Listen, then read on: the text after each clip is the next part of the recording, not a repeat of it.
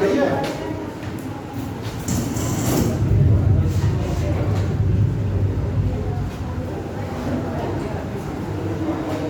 क्या तक करा दिए थे आपको कॉमन?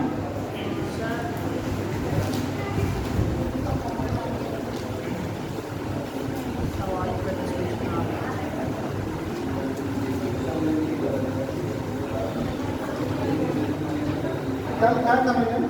सामाजिक प्रगति सूचकांक लिखवाया था सर आपने। वो तो उससे बहुत आगे निकल चुके हैं।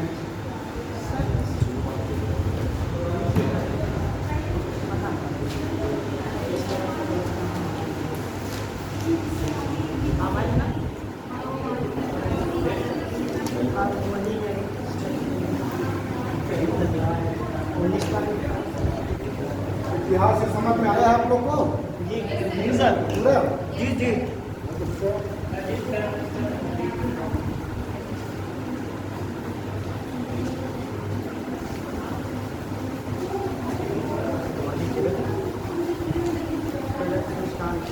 प्रथम समिति कहाँ हुई थी? किसके शासनकाल में? और चतुर्थ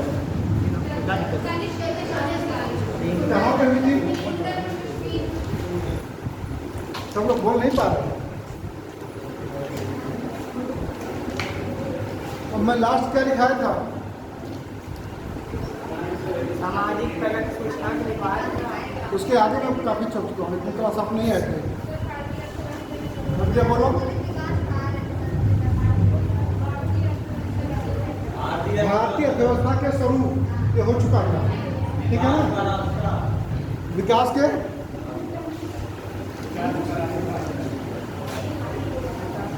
पुराने सामाजिक संस्थाएं खत्म हो चुकी थी। आर्थिक विकास की युक्ति में था, ये मैं बताया था कि विकास के लिए कौन कौन से रास्ते हो सकते हैं। एक तो संतुलित रास्ता और दूसरा असंतुलित रास्ता। उसके लिए मैंने बताया था कि तीन संतुलित अर्थशास्त्री संतुलित विकास की विचारधारा देने वाले कौन कौन अर्थशास्त्री थे? संतुलित विकास के सिद्धांत किसने किसने दिया था? मैंने लिखाया भी था उस दिन, तो फिर देखिए क्या क्या लिखा था। रोजेस्टीन रोडान, उसके बाद आर्थर लुईस, उसके बाद तीन। हाँ, एक और बताओ। यानी जो हम पढ़ाते जा रहे हो आप भूलते जा रहे हो। बेटा एग्जाम में पूछ लेगा ये क्वेश्चन तो फिर छूट जाएगा, फिर आप पीछे हो जाओगे।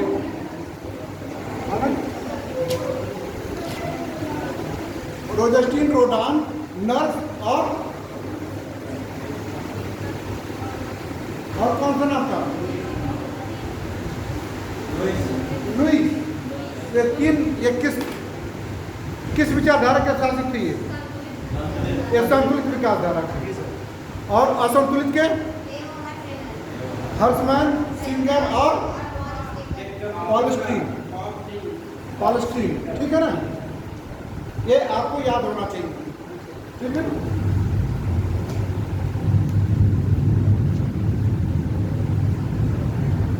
अच्छा, अब हम ये लिख लें शॉर्ट में कि आर्थिक विकास की बाधाएं,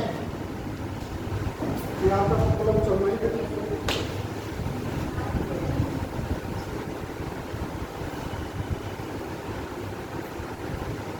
आर्थिक विकास की बाधाएं,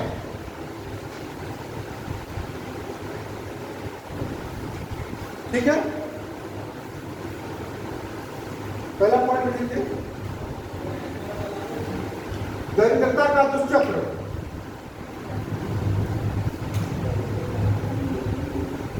दरिद्रता का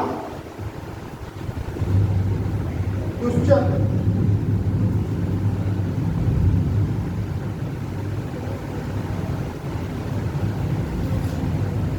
दरिद्रता का दुष्चक्र, इसको क्या करते हैं हम? विशेष ऑफ सर्किल।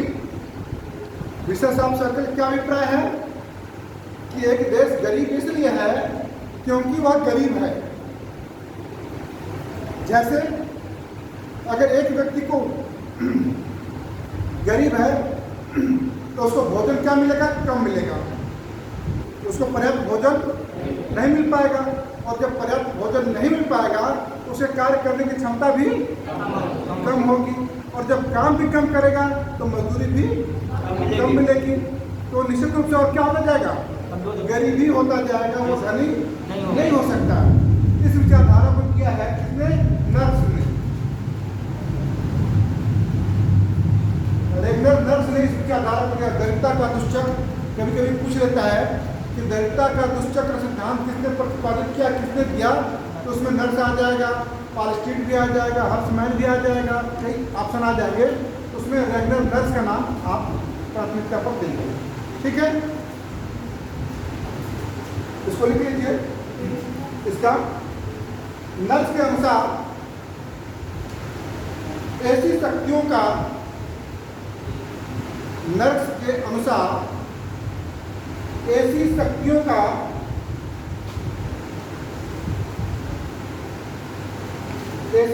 का वृत्तीय समूह है, वृत्तीय समूह है जो एक दूसरी पर, काफी लिख लिखो बेटा, काफी नहीं, काफी नहीं, काफी करो,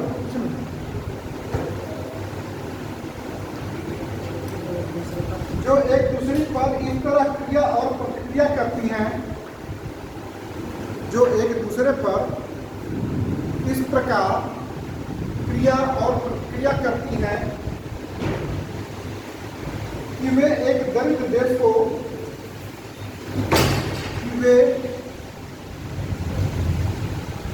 एक दरिद्र देश को,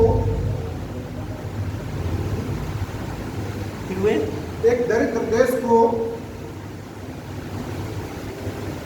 दरिद्रता की स्थिति में ही, दरिद्रता की स्थिति में ही रखती है।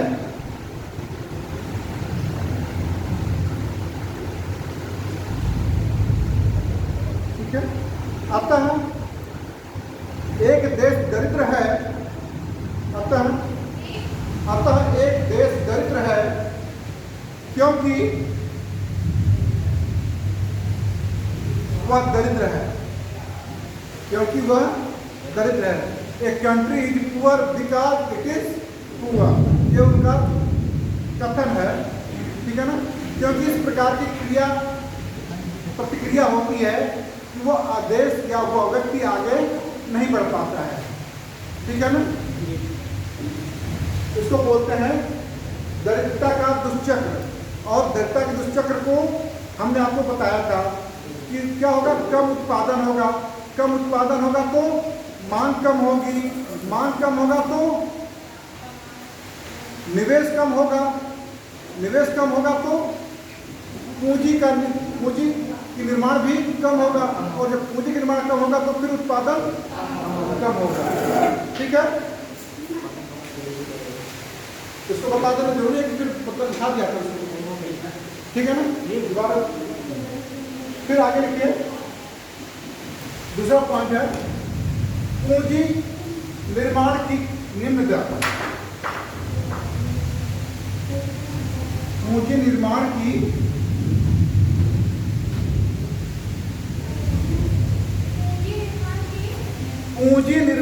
निम्न दर, पूंजी निर्माण की निम्न दर। पूंजी निर्माण से क्या अभिप्राय है? भाई पूंजी निर्माण तो समझ रहे हैं कि इसकी दर निम्न है, लेकिन पूंजी निर्माण में होता क्या है? ऐसी वस्तुओं और सेवाओं का उत्पादन जो एक बार आपके उपभोग में समाप्त न हो, बल्कि वो कई दिनों तक बार बार उसका उपभोग आप करते रहो, और उत्पादन के साधन के रूप में उसका प्रयोग किया जाता है। जैसे कोई फैक्ट्री है, फैक्ट्री के लिए भवन का है, ठीक है ना, मशीन है कि नहीं? ऐसी वस्तुएं और सेवाएं जो एक बार में उपभोग में समाप्त नहीं होती हैं, बल्कि कई बार चलती रहती हैं, और जो कि आपके पूंजी के स्टॉक में क्या करते हैं उसको? पूंजी के स्टॉक में वृद्धि करती हैं, उसे हम पूंजी निर्माण कहते हैं। लिख लो एक लाइन में उसको, पूंजी निर्माण को।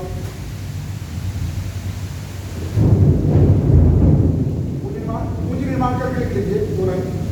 वह प्रक्रिया, पूंजी निर्माण करके लिख लीजिए, कभी कभी पूछ लेता है। वह प्रक्रिया जिसके द्वारा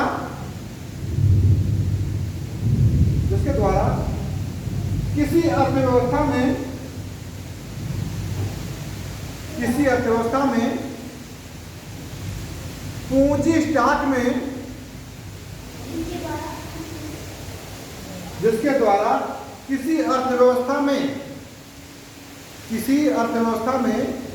पूंजी स्टॉक में वृद्धि लाई जाती है।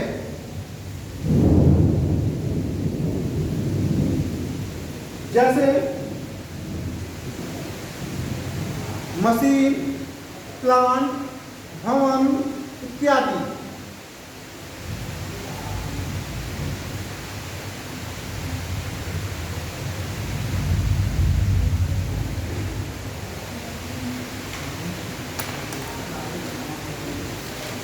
अब ये सोच लीजिए कि पूंजी की निर्माण वृद्धि कैसे होगी?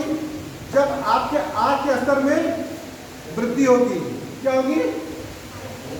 इनकम में क्या होगी? आपकी वृद्धि होगी। उसके बाद बचत में वृद्धि होगी या कमी होगी तो पूंजी निर्माण होगा। बचत में क्या होगी? वृद्धि होगी या कमी होगी? वृद्धि होगी। यानी जितना अधिक आप बचत करेंगे उतना ही पूंजी निर्माण के लिए आय का स्रोत मिलेगा। इसलिए पूंजी निर्माण में बचत का वृद्धि होना जरूरी है। ठीक है। इसके अलावा फॉरेन करेंसी यानी विदेशी मुद्रा वृद्धि होगी या कमी होगी? जिस देश में फॉरेन रिजर्व ज्यादा होगा वहां पे विकास के रास्ते ज्यादा होंगे, पूंजी निर्माण ज्यादा होगा। वनस्पति जहाँ के पूंजी निर्माण कम होता है, यहाँ आय का स्तर कम होता है, वहाँ पूंजी निर्माण बिल्कुल कम होगा। तो अर्थव्यवस्था के विकास के लिए आय में वृद्धि, बचत में वृद्धि, विदेशी पूंजी का नियमन, है ना, ये सब क्रियाएं आपके आर्थिक विकास में सहायक होती हैं। ठीक है। अब आपने पूंजी निर्माण की कम दर होती है किसमें?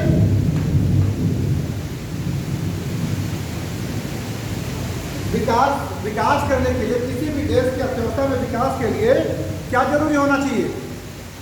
पूंजी निर्माण की वृद्धि दर में अधिकता होनी चाहिए, कमी नहीं होना चाहिए। लेकिन अगर कहा जाए विकासशील देश या अल्प विकसित देशों में पूंजी निर्माण की दर कम होती है, निम्न होती है, जिसके कारण उनका विकास नहीं हो पाता है, तो विकास के लिए क्या होना चाहिए? पूंजी की निर्माण दर में वृद्धि होना चाहिए। ठीक है ना।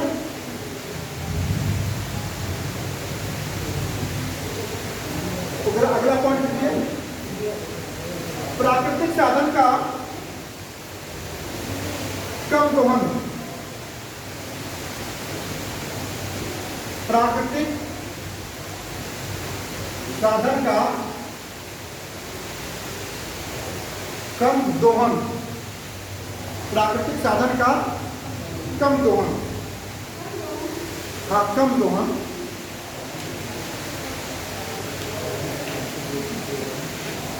अच्छा, ये पूंजी निर्माण की निम्न दर होती है, इसकी हमने कहा कि विकास दर होनी चाहिए, लेकिन इसकी बाधा क्या क्या है? इसकी भी बाधा होती है। मैंने आपको बताया कि बचत अगर कम है तो आपकी बाधा है, अगर आय का स्तर कम है तो बाधा है।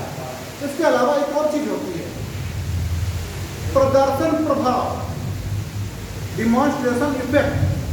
इसका नाम सुना आप लोगों ने? प्रदर्शन प्रभाव वह है कि जैसे आप अपने घर में रह रहे हैं और आपके बगल में पड़ोसी घर एक अच्छी कार आ जाए, ठीक है, फ्रिज आ जाए, एसी लग जाए और आपके घर में कूलर है, तो आप क्या करते हैं?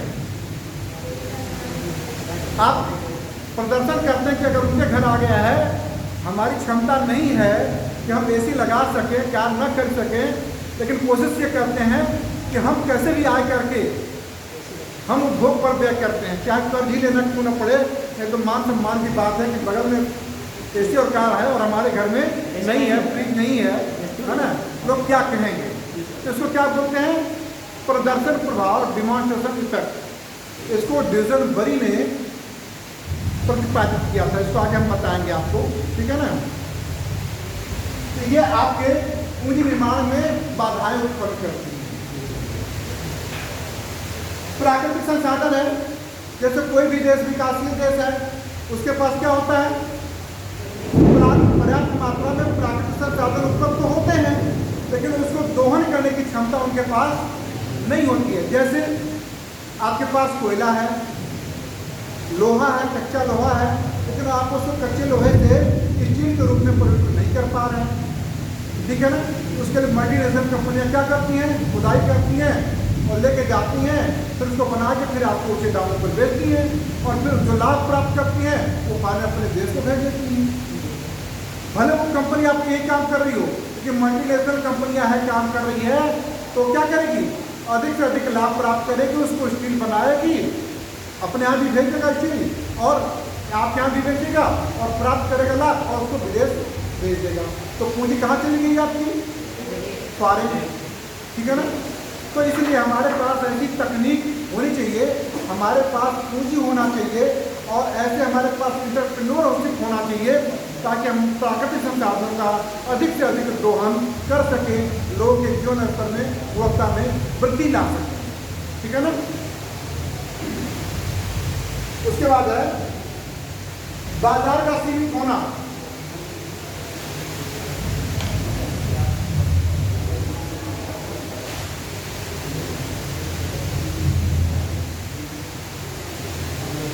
बाजार का सीमित होना।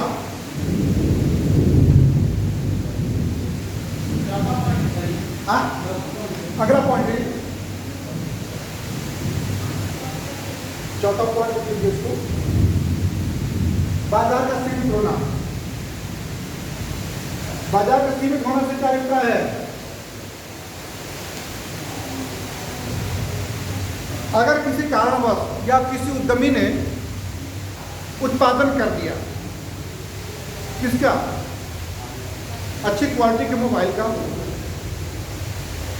अच्छी क्वालिटी के कपड़े का, मेडिकल सुविधाओं का, लेकिन लोगों के पास क्या आय का स्तर कम है, तो उसकी डिमांड ही बिल्कुल कम होगी, यानी उसको खरीदने की क्षमता क्या होगी? बिल्कुल कम होगी, यानी खरीद ही नहीं पाएगा, तो मांग बढ़ेगी ही नहीं। तो क्या है?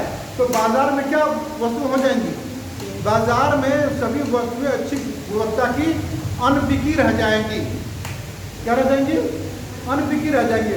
और जब बाजार में जाएंगे और बिकेंगे नहीं, तो फिर उत्पादन के लिए, अगर उत्पादन के लिए इनकम आएगी नहीं, इनकम जनरेट होगा ही नहीं, पूंजी निर्माण होगा ही नहीं। इसलिए क्या है? बाजार का सीमित होना आर्थिक विकास के लिए बाधाएं हैं। इसके लिए क्या होना चाहिए विकास के लिए? कि बाजार का विस्तार होना चाहिए, सीमित नहीं होना चाहिए बल्कि विस्तार होना चाहिए। इसका अधिक से अधिक डिस्ट्रीब्यूशन होना चाहिए और अधिक से अधिक लोगों की क्या हो? डिमांड हो, यानी क्रय करने की क्षमता में वृद्धि हो। फिर वहीं पे आ गए ट्रिपल पी, क्रय करने की क्षमता में वृद्धि होना चाहिए। अगर क्रय करने की क्षमता में वृद्धि है, यानी आपके पास इनकम है, ठीक है ना, इसके आधार पर आपकी अर्थव्यवस्था और आगे बढ़ सकती है, आप विकास कर सकते हैं, ठीक है। आगे देखिए, जनसंख्या विस्फोट, पांचवा है जनसंख्या विस्फोट।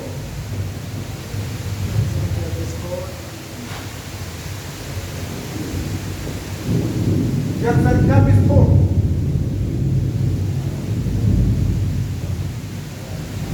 जनसंख्या विस्फोट से क्या अभिप्राय है? जनसंख्या का तीव्र गति से बढ़ना सर। हाँ, किसी देश की जनसंख्या का तीव्र गति से बढ़ना, तेज गति से बढ़ना। जनसंख्या विस्फोट मतलब यह है कि आपके देश में यानी आपकी अर्थव्यवस्था में जितने संसाधन हैं उससे कहीं ज़्यादा आपकी जन्म दर में वृद्धि यानी जनसंख्या में वृद्धि हो रही है। जैसे आपकी जीडीपी में कितने प्रतिशत वृद्धि हो रही है? 3 से 4% औसत रूप से, ठीक है। लेकिन अगर ये कहा जाए कि जनसंख्या की वृद्धि दर कितनी हो रही है, जन्म दर कितना है अभी आपका? 2 पॉइंट कुछ है, इतना 2 पॉइंट से ज़्यादा है। और एक व्यक्ति की आवश्यकता की पूर्ति के लिए कितनी आय होनी चाहिए? न्यूनतम आवश्यकता कहा जाए उसे तो कितनी होनी चाहिए? यानी जिस गति से अर्थव्यवस्था बढ़ रही है उससे तेजी से जनसंख्या में वृद्धि हो रही है, जिसके परिणाम स्वरूप हमारा देश या कोई भी देश विकास में आगे नहीं बढ़ पा रहा है, ठीक है ना। इसलिए जनसंख्या में क्या होनी चाहिए? कम होनी चाहिए। जनसंख्या की वृद्धि दर कितनी होनी चाहिए? कम होनी चाहिए। एक सिद्धांत मार्क्स ने सिद्धांत दिया था कि जनसंख्या किस दर से बढ़ती है, गणितीय विधि से या ज्यामितीय विधि से? जनसंख्या ज्यामितीय विधि से बढ़ती है। जैसे 2, 4 के बाद क्या आएगा? 8 के बाद 16 के बाद 32, ठीक है। और आपके साधन कैसे बढ़ते हैं? 1, 2, 3, 4, 5, 1, 2, 3, 4, 5, 1, 2, 3, 4, 5। आपके संसाधन में कितनी वृद्धि हुई है? 5। जनसंख्या में कितनी वृद्धि हुई है? 32। तो इन की पूर्ति के लिए आप कहां से लाएंगे धन? आप प्राकृतिक संसाधनों का दोहन भी कम कर रहे हैं, आपके पास पूंजी का भी कम अभाव है, पूंजी निर्माण की दर बिल्कुल कम है और दरिद्रता का दुष्चक्र भी है, तो कैसे करेंगे विकास? इसलिए क्या होना चाहिए? जनसंख्या के स्फोट में कमी होनी चाहिए, जनसंख्या की वृद्धि दर में क्या होना चाहिए? कमी होना चाहिए और लोगों को इसका प्रयोग करना चाहिए। जैसे चाइना में विश्व का सबसे बड़ा देश है पॉपुलेशन में, उन्होंने क्या कहा है? एक परिवार एक बच्चा। अगर भूल से भी एक बजाय अगर 2 हो गया तो आपको जेल है, पेनाल्टी भी है। अगर आप किसी कारण से एक बच्चा अगर हो जाता है वो, तो आपको सरकार से अनुमति लेनी पड़ेगी कि हमारा वो बच्चा उलझ कर गया है, हमें दूसरे की अनुमति दी जाए तो आप दूसरा बच्चा कर सकते हैं। चाहे किसी भी धर्म और जाति विषय कुछ भी हो, आपको एक से ज़्यादा बच्चे करने की अलाउ नहीं है, क्योंकि अगर जनसंख्या उनकी उसी रेशो से बढ़ती रहे तो और भी तेज बढ़ेंगे तो संसाधन में उनके पास करना, ठीक है ना। यानी विकास के रास्ते उसके बिल्कुल बंद हो जाएंगे। और भारत में क्या है? भारत विश्व का दूसरा सबसे बड़ा देश है पॉपुलेशन में, ठीक है। पहला होने वाला है, लेकिन 1950 में 40 से 50 के बीच में 2023 इस जनगणना में हो जाएगा। अभी नहीं होगा, अभी वेट कीजिए, अभी वेट कीजिए, अभी हो जाएगा, आने वाले पंचवर्षीय योजना में हो जाएगा, ठीक है ना। लेकिन अभी भी हमारा सेकंड पोल है, लेकिन हमें विकास की दर में क्या है? कमी है। तो हमें कितना प्रतिबंध लगाना चाहिए जनसंख्या पर? लेकिन हम क्या करते हैं कि ये तो अल्लाह का रकम है, अल्लाह का रहम है, और जितने बच्चे उतनी ताकत, क्या ये कहते हैं लोग ना इंडिया में? भाई एक लोग कहते हैं कि अल्लाह का करम है और दूसरे लोग कहते हैं जितने बच्चे उतनी बड़ी ताकत, उतनी बड़ी फौज, कमाने के उतने साधन, दोनों चीज़ें हैं। तो ये हमारे देश के लिए विकास के लिए क्या है? बाधा है, ठीक है ना।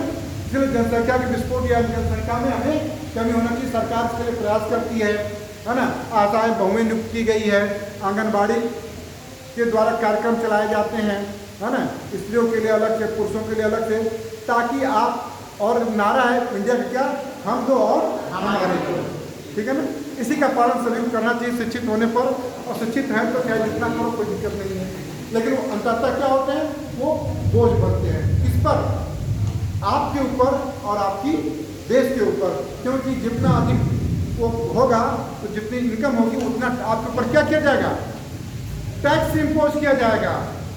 उनको भरपाई करने के लिए, उनको सब्सिडी देने के लिए, उनको अनाज देने के लिए, उनकी शिक्षा व्यवस्था देने के लिए आपसे क्या लिया जाएगा, टैक्स लिया जाएगा, और भारी मात्रा में लिया जाएगा।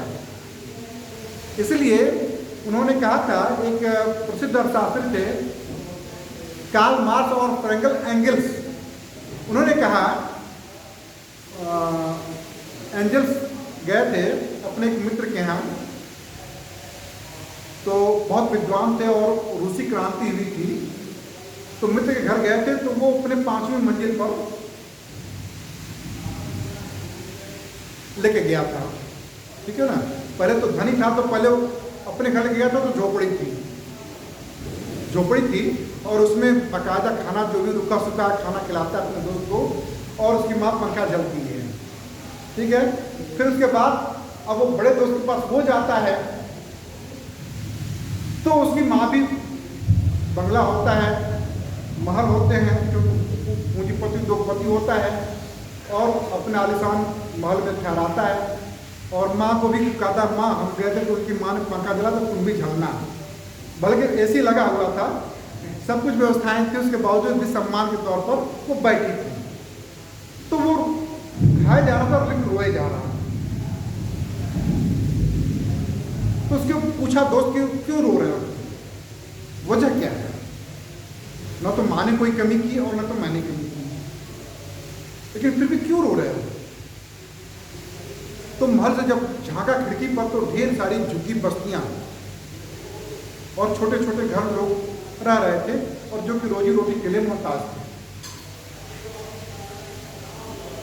तो उसने कहा कि दोस्त, हम ठीक है महल में बैठे हो, आप महल में बैठे हो, लेकिन वो गरीबी आपको गरीब बना देगी। यानी बगल के जो पड़ोसी है आपका गरीब है, उसकी गरीबी आपको भी गरीब बना देगी। अगर आप उसको नहीं रोक पाए तो आने वाले कुछ दिनों में आप बिल्कुल गरीब हो जाओगे। क्या ये सत्य है, गलत है? एक संक्रमण रोग है कोविड, वैसे गरीबी का भी संक्रमण है। क्या है? गरीबी का भी संक्रमण है, जिसके परिणाम स्वरूप आप गरीब होते हैं। आप लगभग 70 सालों में आपकी जीडीपी कई गुना वृद्धि हुई है, आपके भौतिक संसाधनों में जीडीपी में कई गुना वृद्धि हुई है, लेकिन फिर भी हम वहीं के वही हैं, आज से भी 50 साल पहले वाली स्थिति में।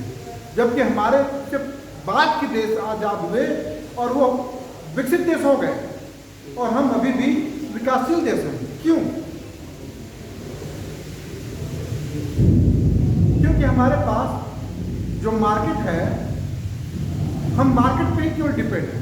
इनोवेशन हमारे पास नहीं है, हमारे पास पूंजी नहीं है, जनसंख्या की अधिकता है, गरीबी ज़्यादा है, भूखमरी ज़्यादा है, प्रति व्यक्ति आय कम है, जिसके परिणाम स्वरूप हम विकास नहीं कर पा रहे हैं, विकासशील देश की श्रेणी में ही आ रहे हैं। आज भी बहुत से राज्यों में, बहुत से जिलों में, जहाँ की प्रति व्यक्ति आय $2 से $3 ही है।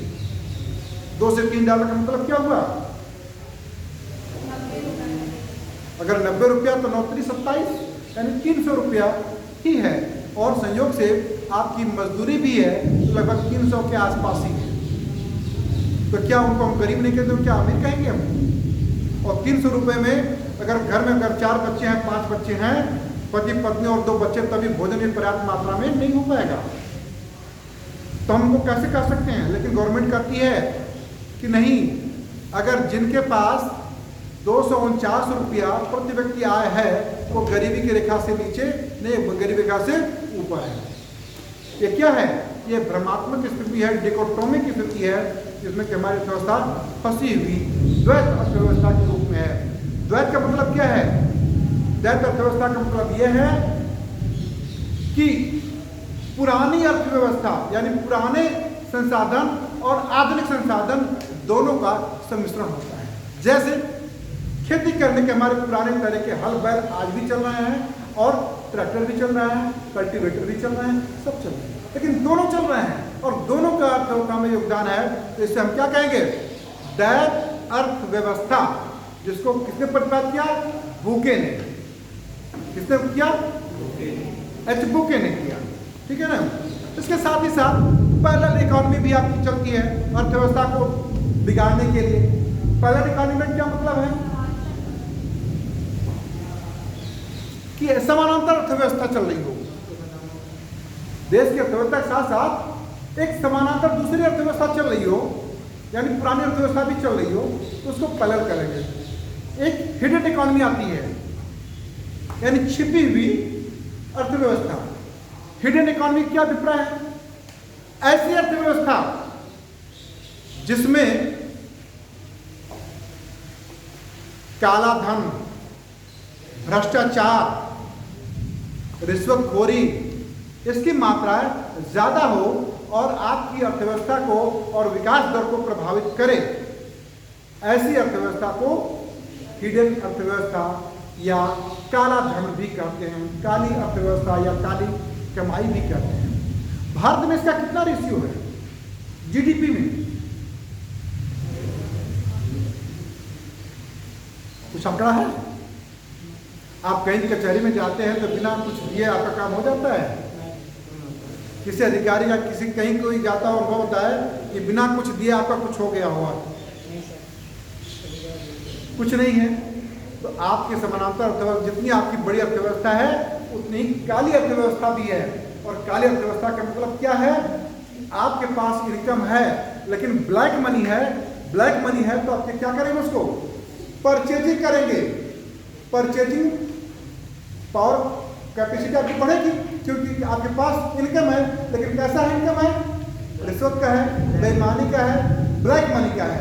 लेकिन आप उसे घर में तो रखेंगे नहीं, आप कहीं ना कहीं इसको इन्वेस्टमेंट करेंगे। यानी कहाँ करेंगे? रियल एस्टेट में करेंगे, गाड़ियों में व्यय करेंगे, फ्लाइट के आने जाने में व्यय करेंगे। और आप जबकि कमाते उतना नहीं है, आप उतना कमाते नहीं है। क्यों? आप सिंपल सा एक साधारण नौकरी है और आपके पास फॉर्च्यूनर है, तो इसका मतलब साफ है कि आपकी इतनी इनकम तो है नहीं, लेकिन आप फॉर्च्यूनर से चल रहे हो, तो कहीं ना कहीं गड़बड़ तो जरूर है। और वो अर्थव्यवस्था से ही आप ले रहे हो, कहीं बाहर से नहीं ले रहे हो। कहाँ से निकालो उसको? अर्थव्यवस्था से। लेकिन व्हाइट में नहीं, ब्लैक में। किससे? टैक्स चोरी से। अगर आपके पास इनकम होती है, अगर एक कार लेते हैं तो आपको उतना टैक्स देना चाहिए।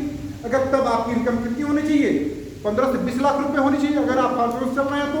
लेकिन टैक्स अगर पे कर रहे हैं तो कहेंगे नहीं सर, मैं तो कोई इनकम है ही नहीं है, तो मैं तो कहाँ से दूंगा? मैं तो टैक्स दूंगा ही नहीं। और जब वो टैक्स नहीं देंगे तो अर्थव्यवस्था का आज राजकोष में कमी होगी, यानी जीडीपी में वृद्धि नहीं होगी, पूंजी निर्माण में कम होगा। तो इसी प्रकार से क्रिया और प्रतिक्रिया चल रही है अर्थव्यवस्था में कि आप गरीब के गरीब ही रह जाते हैं। ठीक है ना? सूरज, वो 4 बच्चियां आई, 4 बच्चों को फार्म दे देना लास्ट में, ठीक है? अब रिसर्च करूंगा, फिर आगे चलते हैं हम लोग। हम जो बोल रहे हैं आप लोग को समझ में आ रहा है कि नहीं? स्पष्ट क्लियर? ऊपर से तो नहीं बाउंस हो रहा है?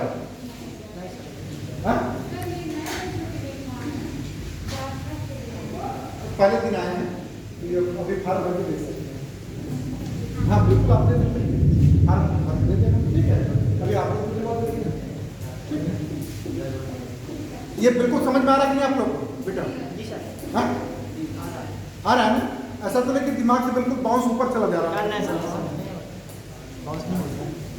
अब आगे अगला पॉइंट है साधनों की उत्पादकता में कमी। साधनों की उत्पादकता में कमी।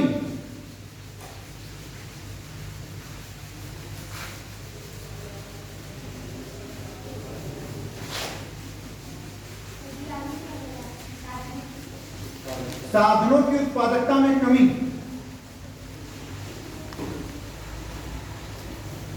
अगला पॉइंट लिख लीजिए, उपनिवेशवाद का प्रभाव, उपनिवेश,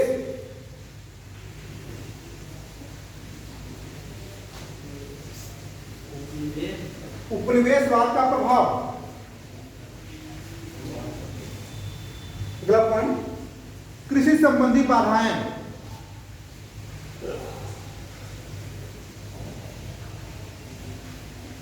कृषि संबंधी बाधाएं, साधनों की उत्पादकता में कमी का अभिप्राय समझ रहे हैं आप लोग? साधन क्या होते हैं? साधन से क्या अभिप्राय है?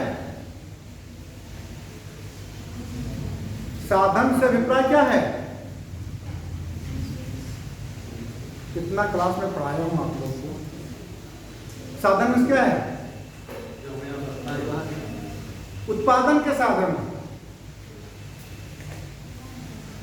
उत्पादन के साधन,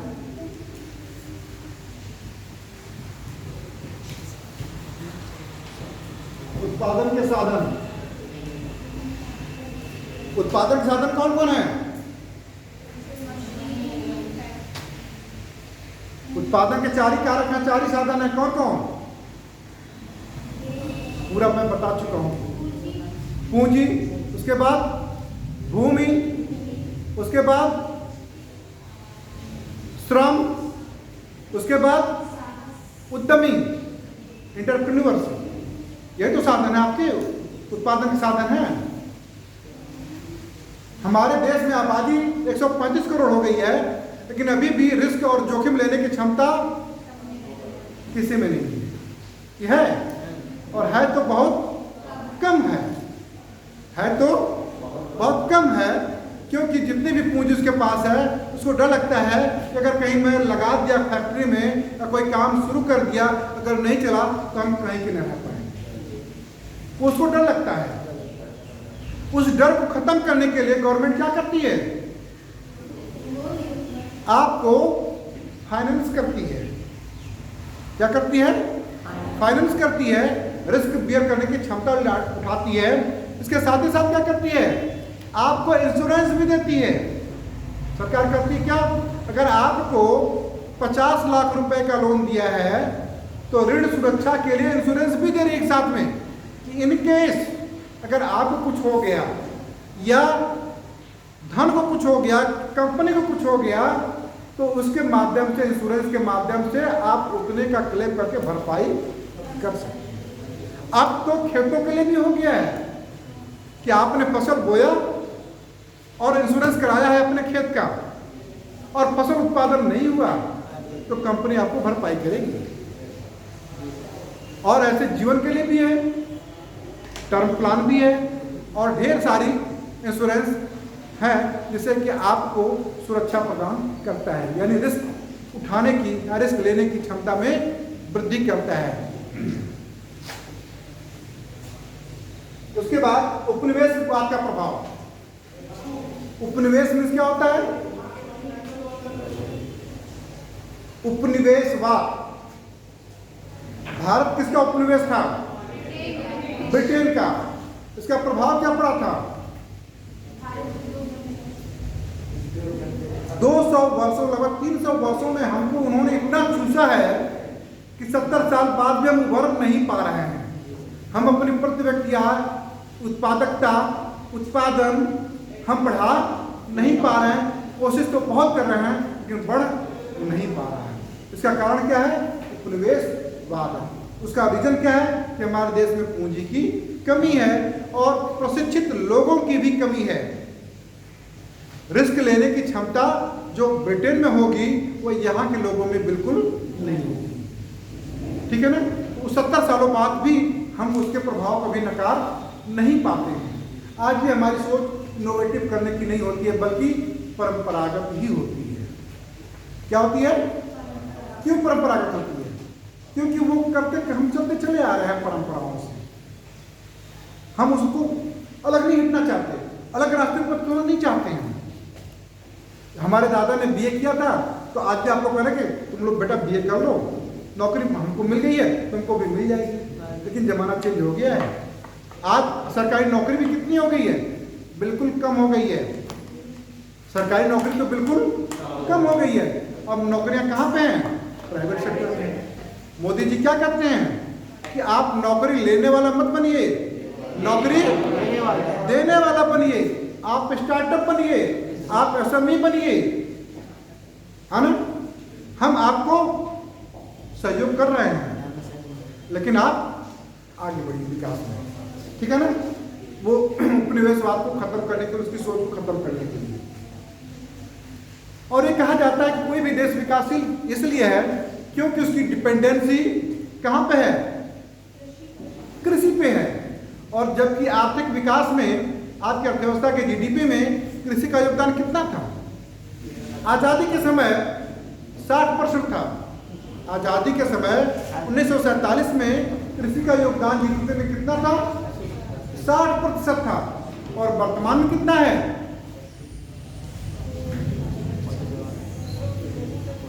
वर्तमान में 18% है। कितना है? 18% है। और विकसित देशों में कितना है? 2%। विकसित देशों में 2 से 3% है, हमारे 18% है। फिर भी उनकी अपेक्षा हमारी उत्पादकता और उत्पादन दोनों में कमी है। अगर ब्रिटेन में अगर गेहूं का उत्पादन 1 हेक्टेयर में 30 क्विंटल होता है, तो 1 हेक्टेयर यहाँ इंडिया में क्या क्विंटल होता है 1 हेक्टेयर में? 10 क्विंटल। तो उत्पादन भी कम, उत्पादकता भी कम। और वहां पे कृषि में कितने आदमी लगा होगा? एक आदमी 50 एकड़ में। और यहाँ पे 50 एकड़ में कितने आदमी लगे होंगे? कम से कम 100 आदमी सर, वो भी नहीं काम कर पाएंगे सही हो। और वर्तमान में भी हमारे जीडीपी में 18% का योगदान है, लेकिन रोजगार में कृषि का कितना योगदान है हमारे जीडीपी में, अर्थव्यवस्था में?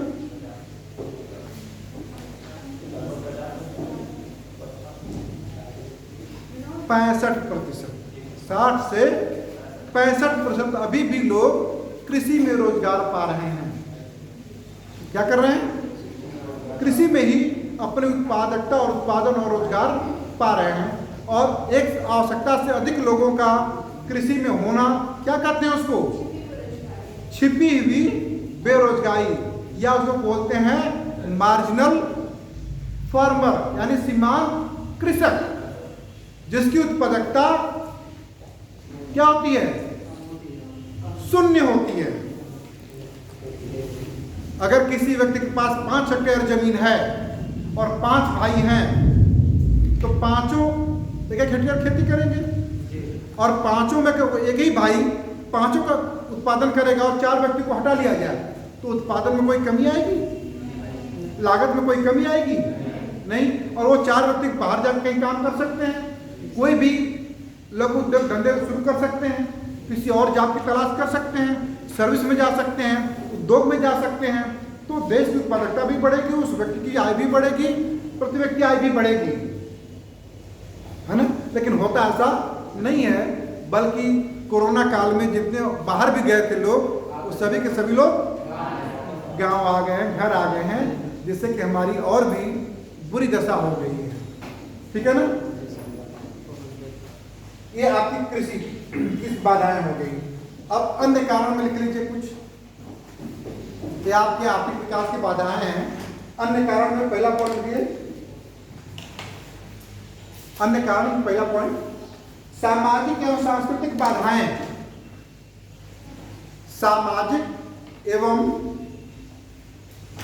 सांस्कृतिक बाधाएं।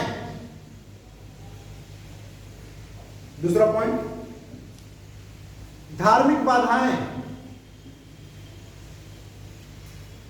तीसरा पॉइंट, मानव संसाधन संबंधी बाधाएं। मानव संसाधन संबंधी बाधाएं।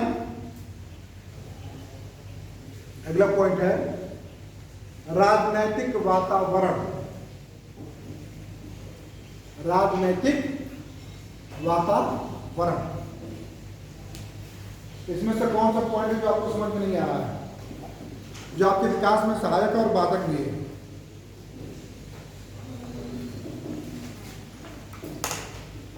सामाजिक एवं सांस्कृतिक जो बाधाएं इनको डिफाइन कर दीजिए।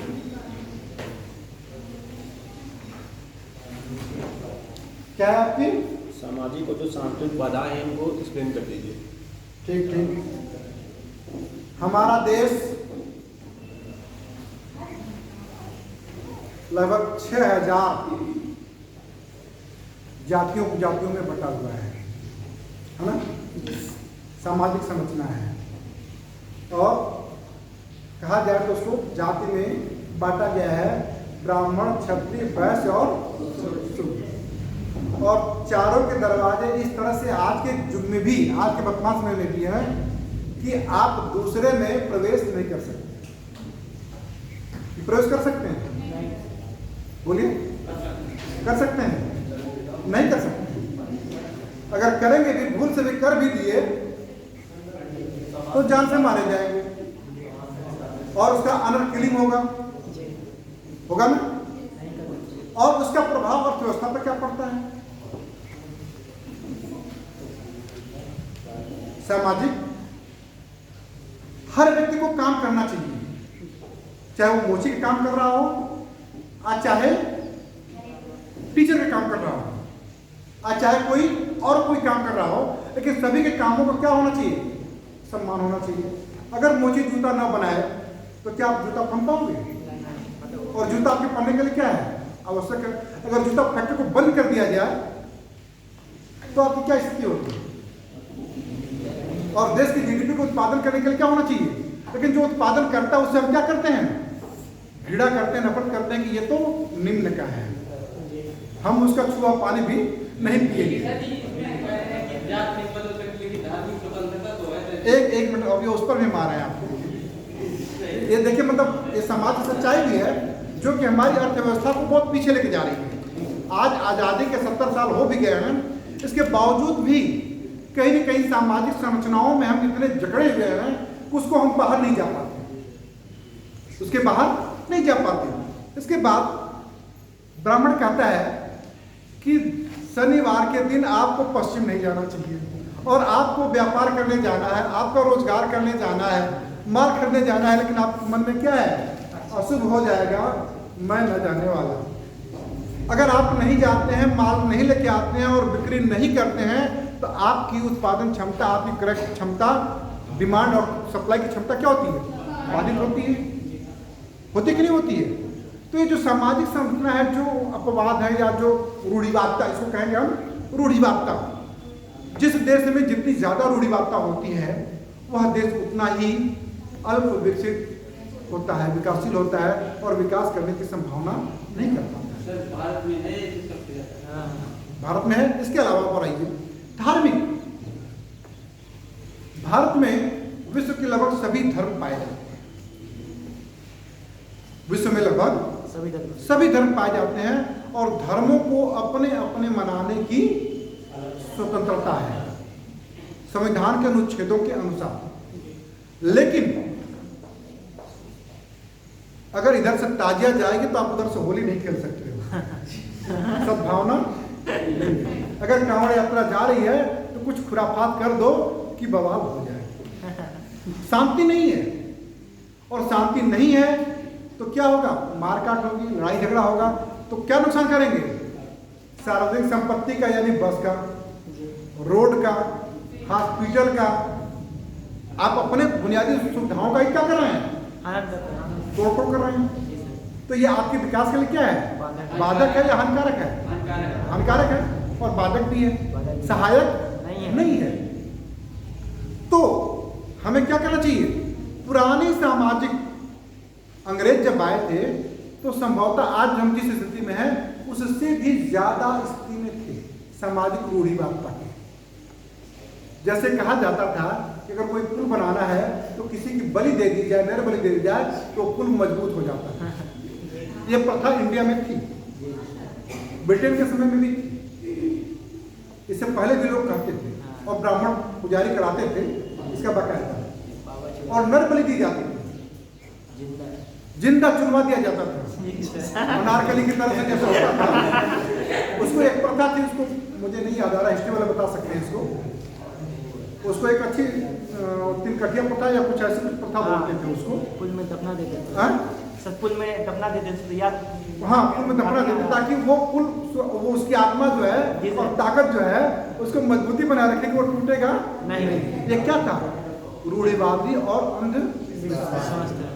इससे कोई पुल कमजोर और मजबूत होता है, लेकिन यहाँ पे हुआ है और हजारों वर्षों से चलता रहा है।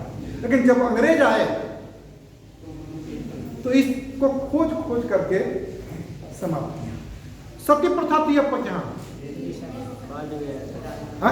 बाल विवाह की प्रथा थी।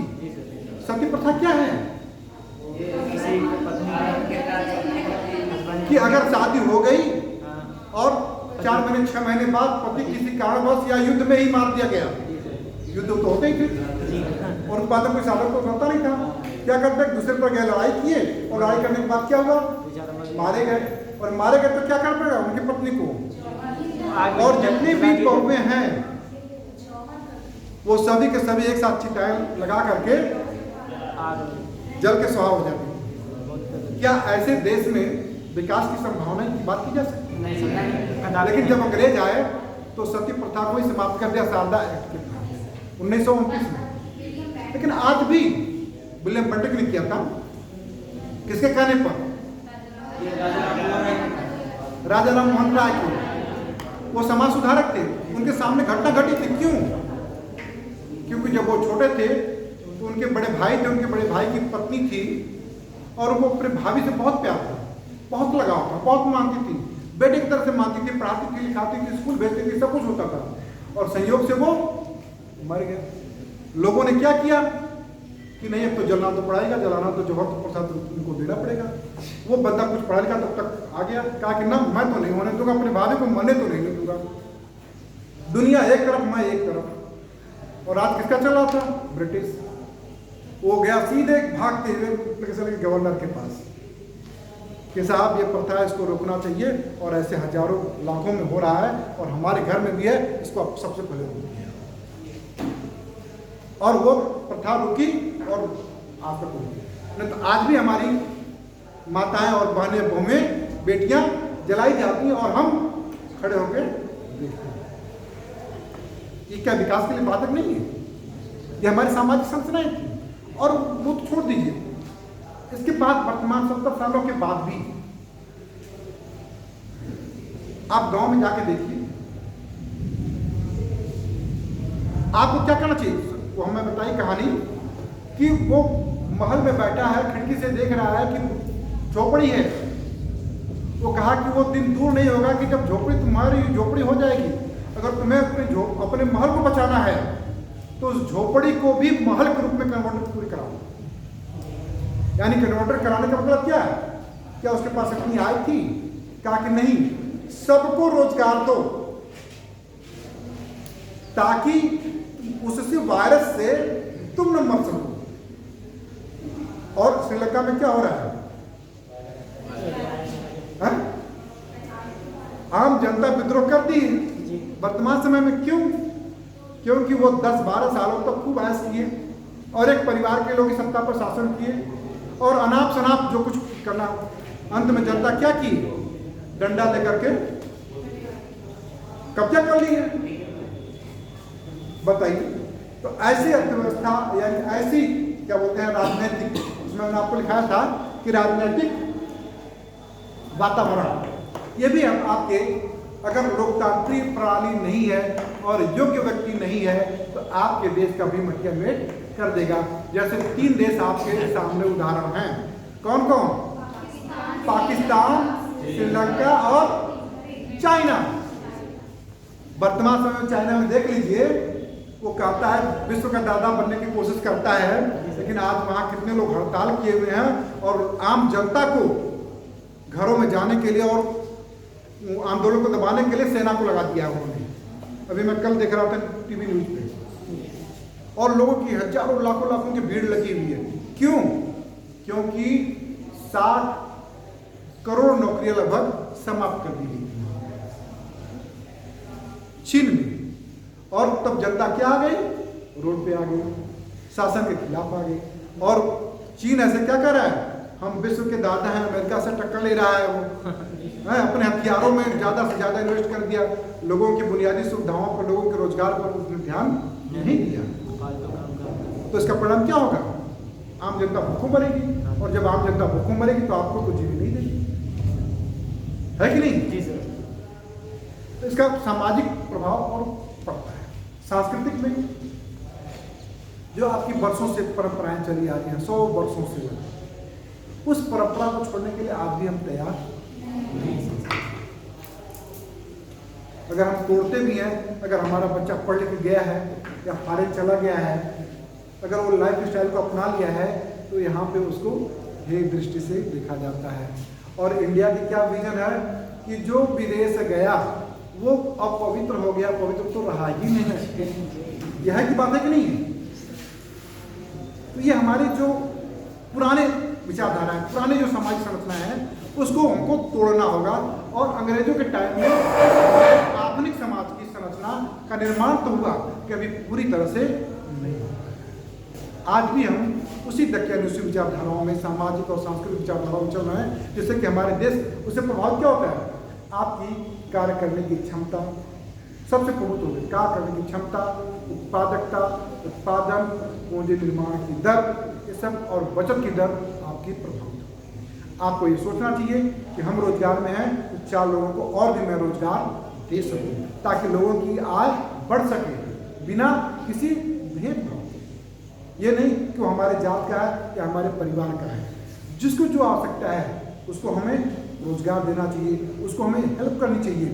हर में यही तो होता है, अगर एक विदेशी आता है तो वो हेल्प करता है लोगों को कि आप भी आगे बढ़ो, लेकिन हम उतना सोचते हैं कि नहीं हम आगे बढ़ जाएं। जैसे आपकी यहाँ भी क्या होती है आप लोग के पढ़ने में कि हम पढ़ जाए तो कंपटीशन में हमारा आ जाए, आपका ना आए, तो आप क्या करेंगे, आप अपने नोट्स को छुपा लेंगे, नहीं बताएंगे, आप अपने दोस्त से डिस्कस नहीं करेंगे किसी समस्या पर या किसी टॉपिक पर।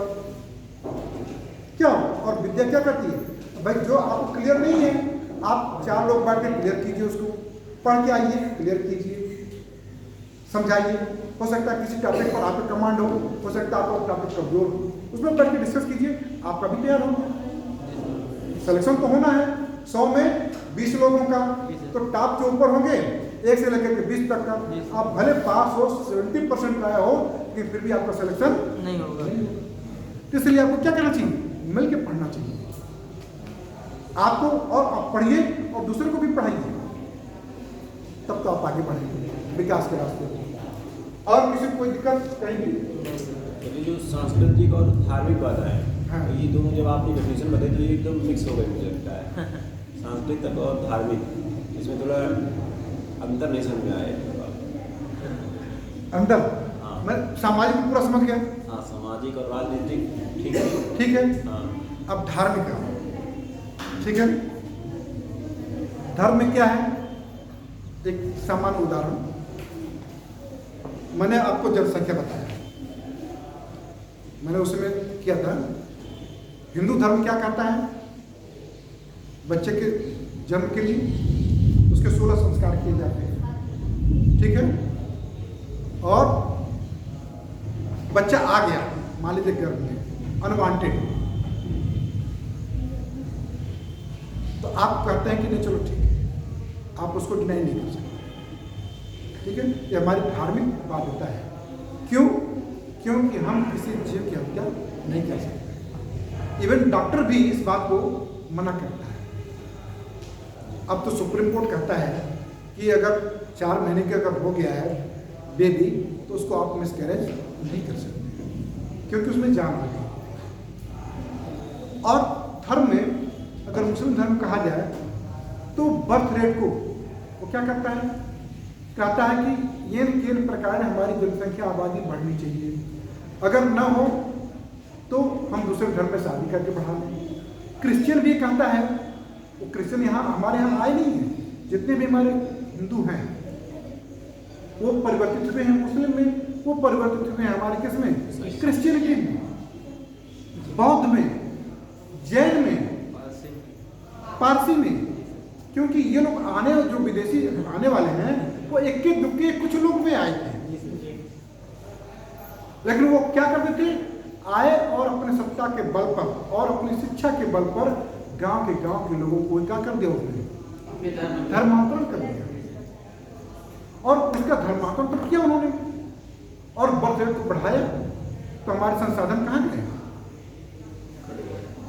बढ़ गया। हमें जितना कैपेसिटी चाहिए हम उतना कर नहीं पाए। 24% के रेशियो से बढ़े मुस्लिम बढ़ रहा है, उससे कम रेशियो पर हिंदू बढ़ रहा है, जो कि मात्र 2 या 4% थे आज़ादी के बाद से, लेकिन इस रेशियो से बढ़ते जा रहे हैं। तो हमारे संसाधन कहाँ जा रहे हैं, उनकी पड़ोस में तो जाएंगे ना, मुझे उनके लिए उत्पादन तो करना ही पड़ेगा ना, उनके लिए मुझे टैक्स तो देना ही पड़ेगा ना। किस रूप में, धर्म के रूप में हम क्या करते हैं कि जैसे कांवड़ जा रहा है, कांवड़ के लिए हम क्या करें, एक हाईवे बिल्कुल फ्री करें, ठीक है। हज के लिए जा रहे हैं मक्का मदीना, तो उसके लिए क्या कर रहे हैं, सब्सिडी दे रहे हैं। क्या कर रहे हैं, सब्सिडी दे रहे हैं। और जब आप सब्सिडी देंगे तो कहां से देंगे आप, सब्सिडी देंगे तो आप कहां से देंगे, राजकोष से देंगे। और राजकोष में टैक्स के माध्यम से आपको ऐसे ही कम आय प्राप्त हो रही है, क्योंकि ब्लैक मनी आपकी 50% ब्लैक मनी हो गई है। पहले इकोनॉमी के रूप में, भ्रष्टाचार के रूप में है, आपके पास इनकम नहीं, लेकिन फिर भी आप गाड़ी से चल रहे हो। और इसीलिए क्रय भारत विश्व का कौन सी अर्थव्यवस्था है, तीसरी। क्रय शक्ति क्षमता के अनुसार भारत की अर्थव्यवस्था कौन सी है, तीसरी। क्यों, और जब कैसे जीडीपी का रूप में देखा जाए तो आपकी कौन सी अर्थव्यवस्था है, 5वीं है कि नहीं। तो ये डिफरेंस क्यों आ रहा है, आपके पास आया है, आप क्रय कर रहे हो, लेकिन टोटल रूप में अगर कहा जाए तो आपकी आकार में कमी आ रही है। क्यों, क्योंकि आपकी पैरेलल इकोनॉमी चल रही है, आपकी ब्लैक मनी चल रही है, हिडन इकोनॉमी चल रही है, छिपी हुई अर्थव्यवस्था चल रही है, जिसमें काला धन है। और काला धन का मतलब क्या होता है, जो जिसमें टैक्स न लगा, वो काला धन है। और काला धन को वाट में करने के लिए लोग क्या करते हैं, धर्म के रूप में, हिंदू में, मुस्लिम में, मंदिर में, ट्रस्ट में दान दे देंगे, तो उनको क्या मिल जाएगा, टैक्स रिबेट मिल जाएगा। जितना देंगे 1 करोड़ रुपया, वो टैक्स देने से बचाने के लिए क्या करेंगे, अपने घर पर किसी कोई मंदिर है, ट्रस्ट है, उसको दान दे देंगे। और दान दे देंगे तो वो उनके परिवार घर ट्रस्ट में ही रह गया वो। जबकि गवर्नमेंट का ये रूल है कि अगर कोई ट्रस्ट है, चैरिटेबल ट्रस्ट है, तो उस पैसे का प्रयोग आम लोगों के विकास में योगदान होगा, आम लोगों की शिक्षा के लिए होगा, आम लोगों के लिए मेडिसिन के लिए होगा, ये सब व्यवस्थाओं के लिए होता है। लेकिन व्यक्ति होता कहाँ प्रयोग करता है, धर्म के आधार पर, ट्रस्ट के रूप में, जकात में करवा देगा, यज्ञ करवा देगा। और क्या करते, एक व्यक्ति होता है, इधर तो मैं बुंदेलखंड में देख रहा हूँ और भी कई जगह, एक भागवत कथा होती है, कितने में आपको लगता है, उसका खर्च कितना आता है भागवत कथा में, कितना लगता है बताइए, एक अनुमान बताइए आप लोग। मिनिमम और मैक्सिमम में होता है, कुछ में कम लगता है, कुछ में ज़्यादा लगता है। मतलब 5 लाख रुपया से लेकर 2 लाख, 2 से 5 लाख। जी सर, ठीक है जी सर। और वो व्यक्ति एक सप्ताह कथा सुनने में 5 लाख रुपया, 2 लाख रुपया बर्बाद कर देगा, और कमाने के लिए उसके लिए कम से कम 2 या 3 साल परिश्रम करने। और वो क्या है, फालतू के खर्च। उससे उसके व्यक्तित्व में कितना विकास हो जाता है। आप बहुत से कथा आप लोग सुने होंगे, आप किसी घर में हुआ होगा, आपके पर्सनालिटी में, आपके लाइफ स्टाइल में, आपकी गुणवत्ता में, आपके जीवन स्तर में कितना सुधार हो जाता है। कुछ नहीं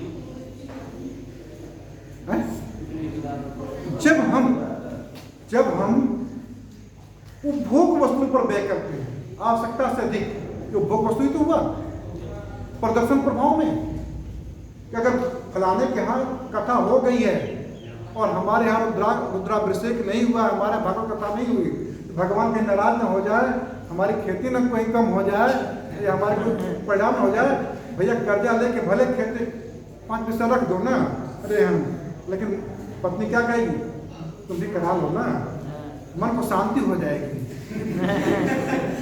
धर्म की भावना ही तो है बेटा, ये धर्म की भावना है, जबकि ऐसा होता नहीं है। उसी 5 लाख रुपए में अगर वो व्यक्ति अगर चाहे तो एक लघु एक कुटीर उद्योग शुरू करेगा और 5 लाख का 15 लाख रुपया बना सकता है। लेकिन यह सोच और यह कैपेसिटी नहीं है, रिस्क लेने की क्षमता हमारे पास नहीं है। और ऐसे गांव में बहुत से लोग हैं, हर गांव में देखता हूं भैया भंडारा हो रहा है। एक भंडारा जब होता है, जैसे एक बात होता है, मृत्यु भोज होता है, एक गरीब परिवार है, उसकी इनकम कुछ नहीं है, लेकिन मर गया तो क्या होगा, दाह संस्कार होगा, उसके बाद उसका तेरही होगी, उसकी दवा के लिए पैसे नहीं हो पाए और कोई नहीं दिया, लेकिन जब उसकी तेरही होगी तो उसकी आत्मा को शांति के लिए खेत रेहन मत दो या थोड़ा सा बेच ही दो, क्योंकि बाप मर गया है, उसकी शांति के लिए मुझे इतना करना पड़ेगा, नहीं तो शांति नहीं तो हम कैसे शांत रहेंगे, है कि नहीं? आपका क्या अन्य युग क्या बोलते हैं उसको,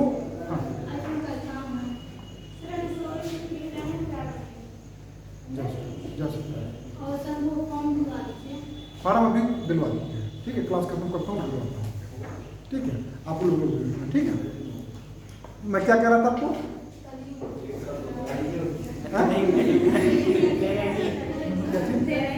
तेरहवीं हो रही है, तो तेरहवीं का जो कंज्यूमशन हो रहा है, वो तेरहवीं कंज्यूमशन क्या पूंजी निर्माण में हो रहा है?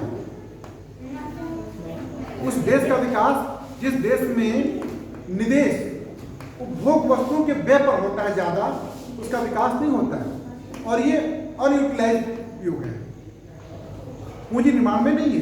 अगर वो छोटा सा कोई मशीन खरीदता, छोटा सा कोई उद्योग धंधा लगाता, तो उसका विकास होगा। एक तो मर गया वो, अपने परिवार के आय गई, उसके बाद ऊपर से धार्मिक बाध्यता है कि आपको यह काम करना ही करना है, और कम से कम मोहल्ले का और गांव का 4 गांव का 5 गांव का 7 गांव का लोग खिलाते हैं, भले उसके पास में हो, गांव में आज भी है, क्या कहते हैं भैया 15 गांव को खिलाना है, 7 गांव को खिलाना है, वो क्या है? वेस्टेज ऑफ मनी है।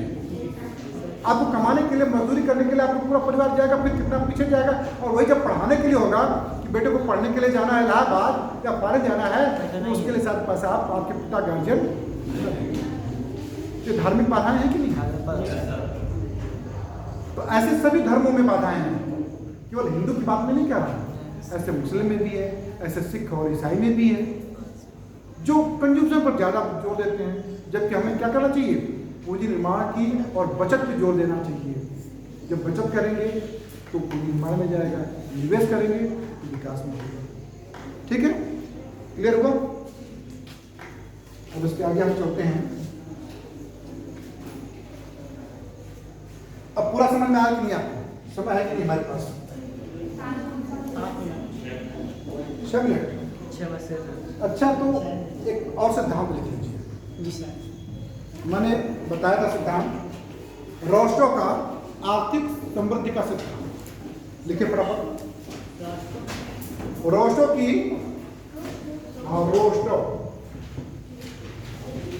रोस्टो की आर्थिक वृद्धि की रोस्टो आर्थिक वृद्धि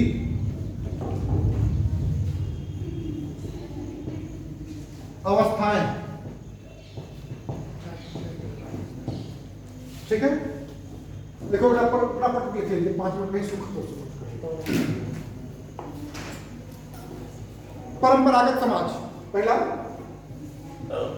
परंपरागत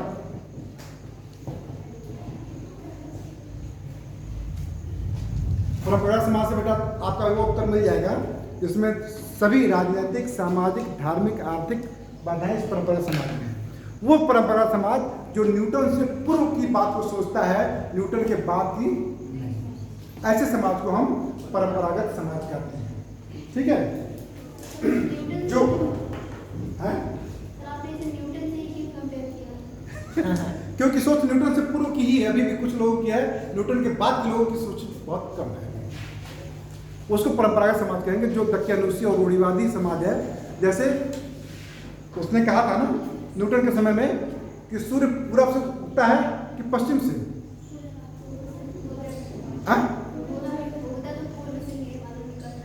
पूरब से ना, और इस पर किस राजा का और उस विद्वान का विरोध हुआ था जिसके लिए उसको फांसी दी गई थी, इसी सिद्धांत को लेकर न्यूटन ने क्या कहा कि फल ऊपर से नीचे गिरता है ना, लेकिन लोग कहें क्यों गिरता है, उसी पर तो उसने सोच किया। तर्क कहा जाए, न्यूटन से पहले तर्क करने की क्षमता लोगों के पास नहीं थी। विवेक का क्या था, जो कह दिया मान लिया। तर्क करने की क्षमता नहीं की। भाई न्यूटन ने तो पहले कहा कि सेब ऊपर से नीचे ही क्यों गिरा, ऊपर ही क्यों नहीं गया। तर्क है नहीं ये, इसी के लिए उन्होंने 3 सिद्धांत दिया, और उसी 3 सिद्धांत पर आज भी कार्य है दुनिया में। कोई नया सिद्धांत आया है? न्यूटन ने कौन सा कुछ सिद्धांत तीनों बताइए? गति के 3 नियम। हाँ, और उसके 3 सूत्र हैं।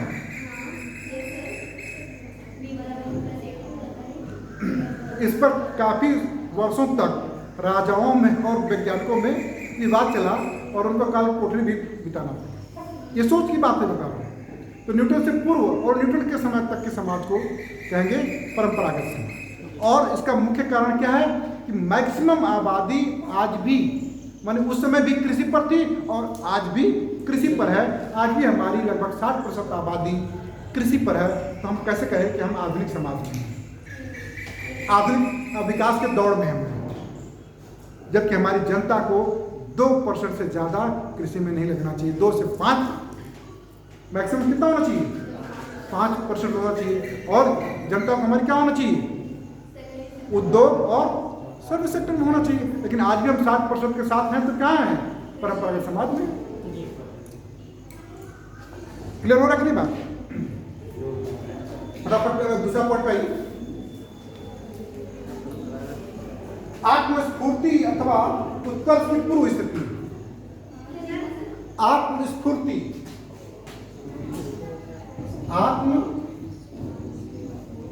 आत्मस्फूर्ति या उत्कर्ष की पूर्व अवस्था।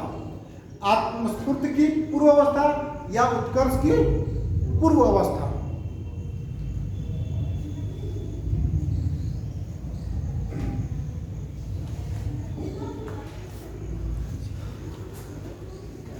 इसको कहते हैं क्या? आत्मस्फूर्ति का मतलब क्या होगा? या उत्कर्ष की पूर्व की स्थिति है, यानी विकास के थोड़ा सा पहले की स्थिति है। ठीक है, तो ये कब, इसको क्या कहेंगे हम? संक्रमण काल भी कहते हैं। क्या कहेंगे इसको हम? संक्रमण काल, यानी पुरानी व्यवस्था और आधुनिक अर्थव्यवस्था के सम्मिश्रण का काल। यानी वो कौन सा है? पुनर्जागरण का काल, औद्योगिकरण का काल। 15वीं से 16वीं शताब्दी के काल को हम उत्कर्ष की पूर्व अवस्था कहते हैं। ठीक है, क्लियर है? कोई दिक्कत? आगे चलिए। मध्य युग का अंत और आधुनिक का आरंभ, इसको हम आत्मस्फूर्ति की अवस्था या उत्कर्ष की पूर्व अवस्था कहें। ठीक है, तीसरा पॉइंट चलिए। हाँ, मध्य युग का अंत और आधुनिक युग का आरंभ, इसलिए इसको संक्रमण कहते हैं। अगला पॉइंट चलिए। आत्मस्फूर्ति की अवस्था। आत्मस्फूर्ति, इसको उत्कर्ष की अवस्था भी कहेंगे। ठीक है, हाँ? क्या बोलते हैं इसको? बात नहीं समझ पाए, क्या कर रहे हैं? ये देखिए परंपरागत सेकंड पॉइंट जो आपने लिखवाया सर, उसमें लिखवाया कि आत्मस्फूर्ति उत्कर्ष की पूर्व अवस्था। पूर्व अवस्था, इसमें लिखा आत्मस्फूर्ति की अवस्था। अवस्था है, ये अंतर है। ये क्लियर है। हाँ, दोनों में अंतर है। ठीक है ना, क्लियर है? इसको आत्मस्फूर्ति की अवस्था को क्या कहेंगे? औद्योगिक काल की अवस्था। देख लीजिए, औद्योगिकरण या औद्योगिक क्रांति, आर्थिक विकास में ज्यामितीय वृद्धि। सर आ गए हैं आप लोग के, जल्दी से करो फटाफट। निवेश दर 10% से अधिक, निवेश दर 10% से अधिक। निर्माण क्षेत्र का योगदान और आधुनिक क्षेत्र का विस्तार। अब अगला चौथा पॉइंट लिखे फटाफट। परिपक्वता की ओर अवस्था, परिपक्वता की ओर अवस्था या परिपक्वता की अवस्था,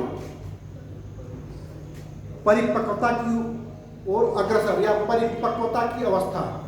ठीक है, फिर उसके बाद आकर लीजिए अत्यधिक उपभोग की अवस्था या अत्यधिक उपभोग का युग, अत्यधिक उपभोग का युग। क्योंकि सर खड़े हैं इसलिए ज्यादा समय न देते हुए आप लोगों को समाप्त कर दिया जाए।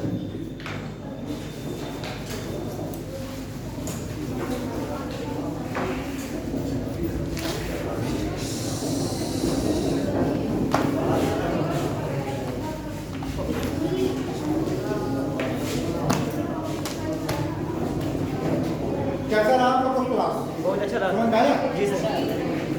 अब इसको मैं डिफाइन आपको